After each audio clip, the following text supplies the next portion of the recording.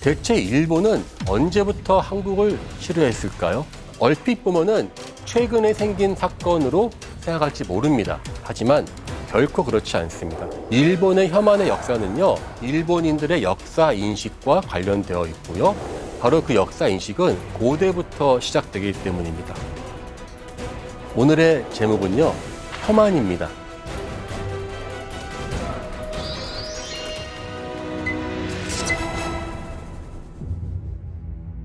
안녕하세요. 고고학자 강인욱입니다.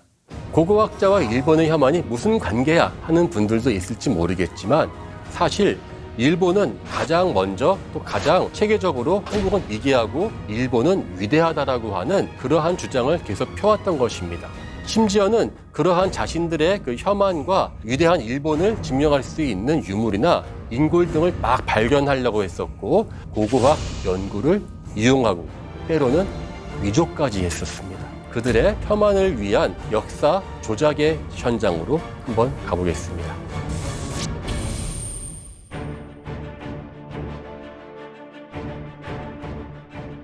혐한 인사로 유명한 어떤 일본 기업의 회장이 자사 유튜브 채널을 통해서 일본인의 조상은 시베리아에서 건너온 유럽인이다 라고 하는 아주 황당한 주장을 했는데요. 사실은 그러한 주장의 역사가 상당히 오래되었습니다. 한마디로 일본은 자기들은 섬이지만 섬이 아니다라고 하는 생각들을 예전부터 가지고 있었어요. 그래서 대륙에서 건너온 천손 민족, 하늘에서 내려온 민족이다라고 믿어왔다가 메이지 유신을 기점으로 탈아 입구, 즉 아시아를 넘어서 유럽에 같이 가겠다는 것을 외치면서 이때부터 기원이 바뀌어요. 그전까지는 한국과 중국 같은 아시아의 대륙 문화를 자신들의 기원으로 봤었습니다.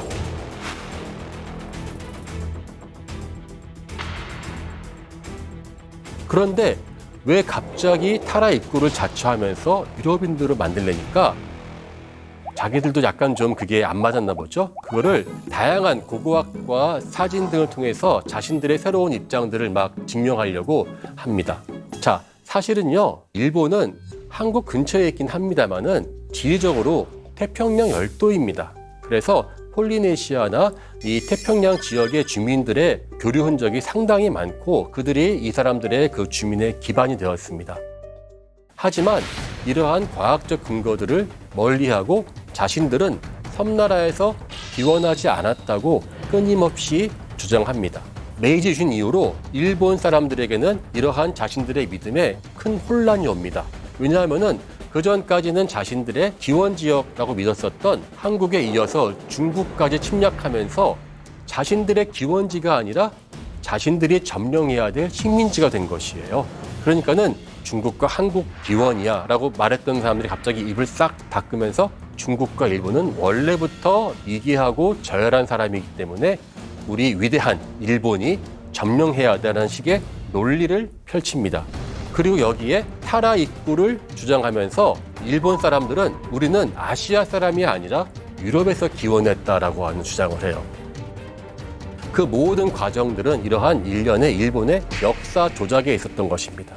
과거만 조작한 것이 아니라 메이지 시대 때부터 사진들을 요즘 말로 하면 포샵이라고도 하죠. 리터치를 합니다. 그래서 메이지 일왕의 그 초상화를 보면은 그 변화를 명확하게 알 수 있습니다. 처음에는 너무나 일본인다운 모습인데 갈수록 광대뼈가 작아지고 눈두덩도 들어가면서 골격이 서양인처럼 바뀌는 식으로 표현되고 있습니다. 자신들을 유럽인처럼 리터치하는 그러한 풍습은 메이지 시대 때부터 일본에서 널리 유행했습니다. 조작을 하면서까지도 우리는 섬나라 사람도 아니고 아시아 사람도 아니고 유럽에서 기원했다는 것을 내세우죠. 그리고 그것이 전 사회적인 이데올로기로 자리매김하면서 그들이 그러한 믿음을 강요하면서 한국과 중국에 대한 침략을 더 나아가서 동남아를 침략하는 것을 합리화시킨다는 데서 이거는 단순한 조작이 아니라 무섭기까지 한 역사의 조작이었습니다. 그런데 1930년대에 일본은 또 다른 민족 기원서를 만듭니다. 1930년대부터 일본 군부는 새로운 민족 기원서를 널리 홍보하고 또 연구하기 시작합니다. 바로 한국도 중국도 아닌 초원 지역을 자신들의 기원지로 찾는 것이에요. 바로 이것이 기마 민족설의 시작입니다. 그런데 이것이 단순한 설이 아니라 아까도 본 것처럼 자신들의 침략의 논리와 연결이 되는 것이죠. 1930년대 이때부터 일본은 본격적으로 몽골과 시베리아를 침략하는 그러한 시점입니다. 속마음은 다 자기가 식민지 만들고 싶다는 거겠지만 겉으로는 명분이 필요하죠. 몽골과 시베리아에 출병을 하면서 이 사람들은 일본인들의 기원이 그쪽에 있다는 식으로 이야기를 합니다. 아까 말한 유럽 기원설과 이게 싹 이어지는 거예요. 한국, 중국, 시베리아, 유럽. 벌써 이 짧은 시간 동안에 일본의 기원지가 몇 번 왔다 갔다 했는지 몰라요. 그런데 이 말 자체가 사실은 말이 안 되는 말이 된 겁니다. 일본인들은 어떻게 이야기하죠? 일왕의 만세일계를 외치죠. 그래서 그들은 단일 민족이고 순혈의 민족이라는 것을 주장합니다. 자, 그런데 그들은 단일 민족인데 섬나라에서 살던 사람이 아닙니다. 그러니까 우리로 말하면 이제 청동기 시대에 대해 해당되는 야요이 시대 이전에 거의 10,000년 가까이 일본에 살던 일본인들, 나중에 북쪽에서 온 사람들은 서로 다른 사람인데 그 두 사람들이 서로 섞여서 일본이 된 거라면은 그 자체가 이 사람들은 단일 민족이 아니라 혼혈 민족이라는 말이 되는 거거든요. 근데 어떻게 단일 민족이면서 우리는 섬 사람이 아니라 북쪽에서 내려온 사람이다라는 말을 할까요? 뭔가 말이 안 맞죠. 단순한 것은 말이 안 맞는 것이 아니라 무시무시한 인종 탄압의 빌미를 제공합니다. 섬나라에 원래 살고 있었던 사람들을, 원주민들을 우리는 탄압한다라고 하는 아주 무시무시한 논리로 바뀌는 것이죠. 대표적인 일본의 원주민이 일본 동북쪽에 살던 아이누족과 남쪽에 있는 오키나와인들입니다. 이들에 대한 강력한 탄압으로 이어지고 있고요. 그러한 탄압은 지금은 공식적으로는 없다고 하지만 사실상 다들 이해하다시피 이어지고 있는 것입니다. 일본인은 아이누인들에 대해서 창씨 기명과 문화 말살 정책, 수탈 등을 통해서 철저하게 탄압해서요. 현재 공식적으로 아이누인의 숫자는 홋카이도에 한 10,000명 정도밖에 안 됩니다. 한마디로 일본의 자기 기원에 대한 인식은요. 기원지 아니면 식민지로 요약이 됩니다. 막 기원지, 조상님 떠받들다가 막상 침략하고 식민지를 만들어내는 순간 그 사람들은 우리의 조상이 아니라 미개하고 열등한 사람의 땅으로 바뀌는 것입니다. 이러한 일본의 자기 모순적 역사관은요, 150년 전 일본의 메이지 유신과 정한론이 등장하면서 한국을 침략하고 그때부터 본격적인 혐한이 시작된 것입니다.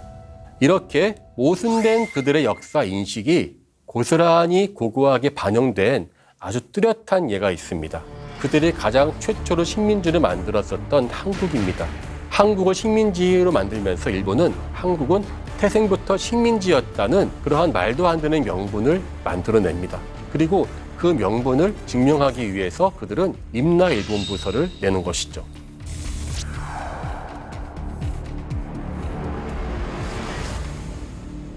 식민지에는 명분이 필요하죠. 우리가 가서 저 사람들을 도와주지 않으면 다 저 사람들은 미개하게 죽을 거야. 이 한국을 침략해야 돼. 그러니까 뭔가 좀 앞뒤가 안 맞죠. 그러자 여기에서 일본 서기에서 기록된 임나일본부를 꺼내는 것입니다.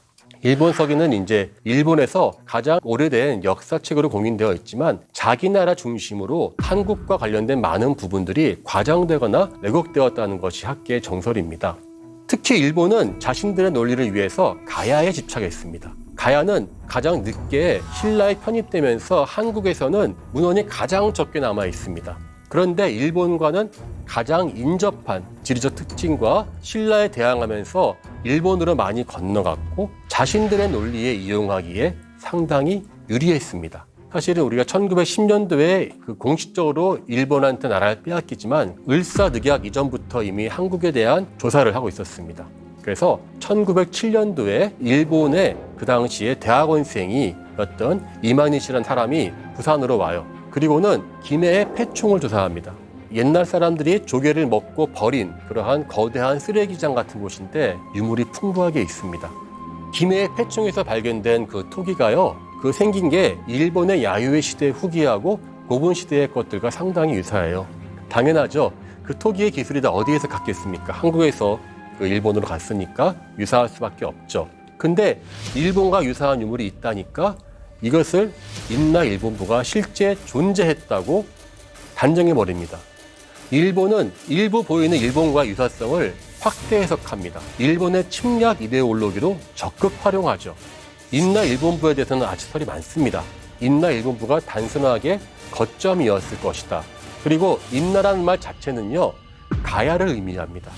따라서 임나 자체가 일본과 관련이 있다고 볼 수 없죠. 하지만 일본은 임나 일본부를 전체 가야로 확대를 시키려고 합니다. 그래서 경상도는 물론 전라도 일대까지 널리 확산되어서 한반도 남부 전체를 지배했다라고 하는 한반도 남부 경영론으로 확대를 해버려요.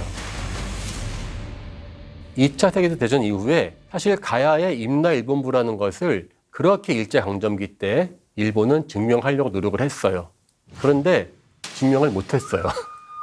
우리가 좀 오해하고 있는 게 한국에서도 가야나 신라에서 이제 기마민족설들을 믿는 분도 있는데 사실 기마민족설의 핵심은 임나 일본부를 증명하기 위해서 나온 것입니다. 근데 그것이 실제로 고고학적으로 증명된 것이 아니었습니다. 자, 이렇게 일본은 다양하게 겉으로 모습을 바꿔가지만 지금도 임나 일본부설을 버리지 않고 그걸 다양한 식으로 자신들의 설을 입증하려고 하죠. 자, 일본 사람들의 역사를 잘못되게 본다는 것 그 자체로 뭐라고 하는 것이 아니라 진정한 피해자는 가장 소외된 역사인 가야사라는 것입니다. 바로 그것이 우리에게 진정한 피해겠죠. 일본이 한국사만 왜곡한 것이 아니라 자신들의 유적도 이렇게 왜곡을 하고 아주 노골적으로 구석기 시대에 석기를 왜곡한 적이 있습니다. 이집트와 메소포타미아 문명보다 연대가 앞선 문명이 일본에 존재한다.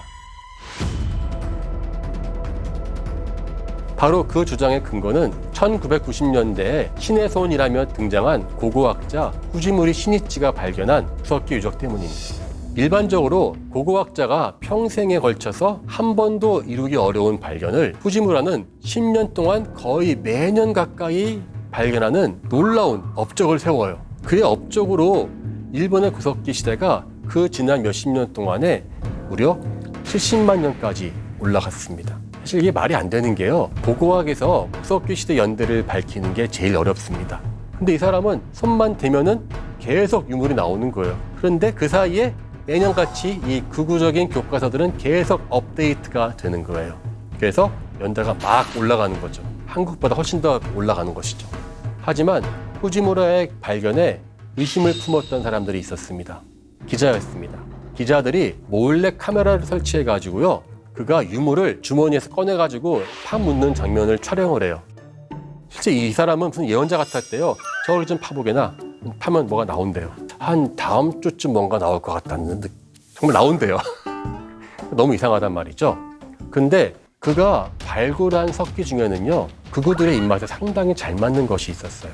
그냥 발견되는 것이 아니라 이게 가지런하게 모아서 정돈을 해서 묻어놓은 것이에요. 마치 구석기인들이 잘 만든 석기들을 모아서 제사를 지냈던 것 같다는 식으로 이야기를 할 수 있죠.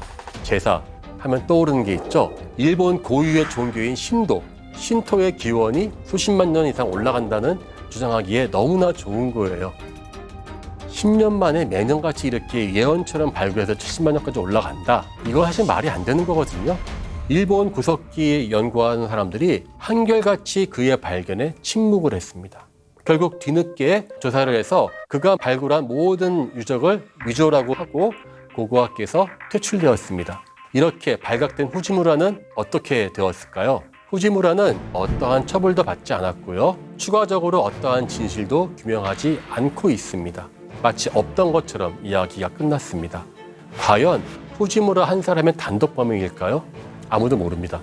이 후지무라 사건은요, 일본이 그렇게 진실을 가려서라도 자신들만 위대하다고 선민의식을 느끼고자 했던 것이 얼마나 우스운 건지, 그리고 그 끝이 얼마나 초라한지를 우리는 잘 알 수 있습니다. 지금도 현실을 외면한 채 자신들의 유적지를, 자신들의 문화를 과장하면서 오로지 한국과 중국에 대한 혐오를 지나치게 사회적으로 일으키고 있습니다. 혹시 역사를 공부하는 것이 찬란한 역사를 밝히고 어두운 역사를 숨기는 것이 목적이라고 생각하십니까? 그렇다면은 큰 오산입니다. 좋으면 좋은 대로, 어두우면 어두운 대로 있는 그대로 우리의 것을 밝히는 것이 궁극적으로 우리에게 도움이 될 것입니다.